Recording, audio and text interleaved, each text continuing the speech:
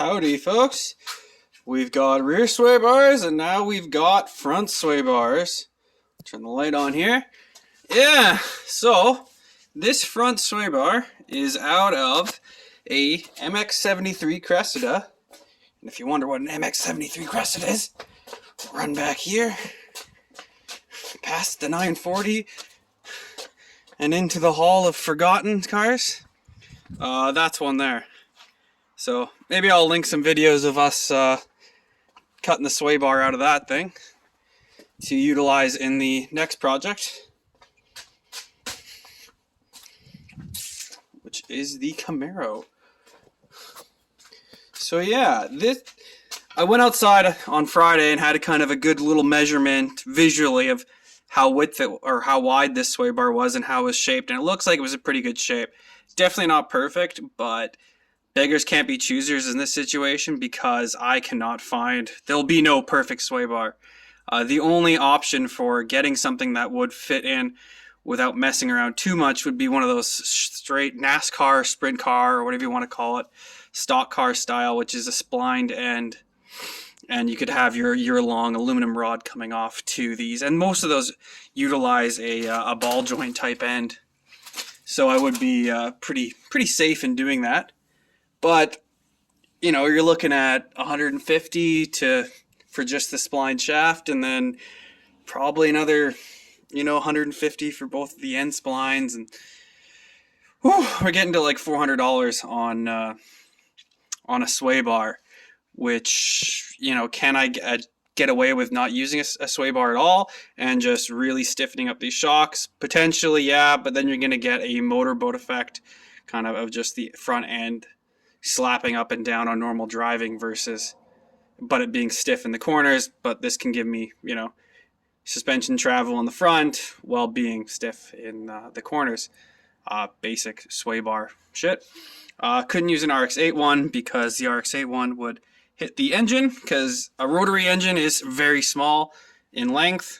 It's a bit of an egg-shaped thing. Rambling though. Anywho, yes, we had to make end links. These are the factory RX-8 ones. I bent some pipe upstairs, welded a nut to it, or lathed down the hex head so it fits in, welded it to the tube, and then took the bottom washer piece, which is this one, welded it all the way around to the nut, and then welded it down here. So we got a good section of its inside, and it's welded all around, so it should be quite secure. On some of these cars, these are made of freaking plastic, so this is substantially overkill. I'm hoping, not engineer, just going by what I've seen on cars that have come into our shop. And I know the Subaru likes GC8, it ran plastic end links. So yeah, and that's it. It's in there. We had to, of course, this frame is wider than what that one is, so we got some tubing. It's a 2x4. Welded some nuts on the bottom, or bolts sticking through, so I got some studs, and then welded it all across, welded it in, and then we welded into the frame, so it's back here. This is all going to get very well cleaned up, but yeah, I had left this all open just because I didn't know what I was going to do in the end with all this subframe stuff. If I needed to do more, I'll probably, clean this all off, but it's pretty much done, other than a lot of cleaning off. And maybe a little, I might just put a bracket here to bolt something across, just for some more rigidity, because there's nothing really wrong with a little bit more stiffness to this car, especially after I've cut up so much of this thing. But yeah, the sway bar is in, which means most of the front suspension is actually complete at this point.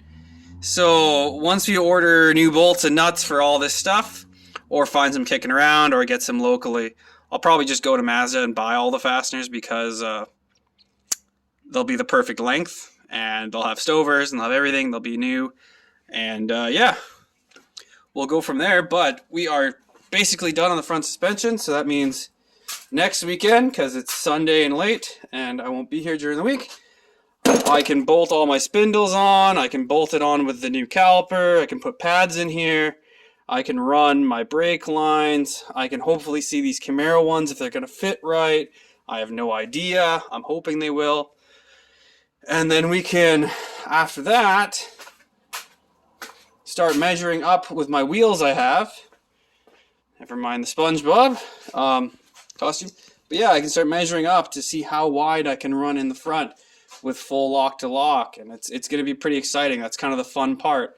And I can throw this subframe in, or this rear diff in, and I can connect all the control arms because I should have my springs that are coming tomorrow through Amazon. And then I can measure my wheel offset for this, and then hopefully this is something that'll fit, or maybe it'll be a little bit too big and I'll go with like a 265/50. And yeah, we'll just see what's going to fit, and we can start hacking the fenders apart to make it fit in there, because we're going to have to hack the arch and bring it up higher, because this is going to be like an IMSA themed build. It's definitely not building to IMSA spec because it'll have an interior, but it'll be kind of themed around that approach of big tire, or small wheel like 15s, big tire in the back, smaller sidewall tire in the front, but level, so the big tire is tucked up super high in the back, and flat stance, no rake forward or back. And yeah, should be pretty cool. So we're done the annoying, painful shit, and we're on to the fun stuff. Yeah, torque arm all painted, ready to go in. All right, smell you guys later.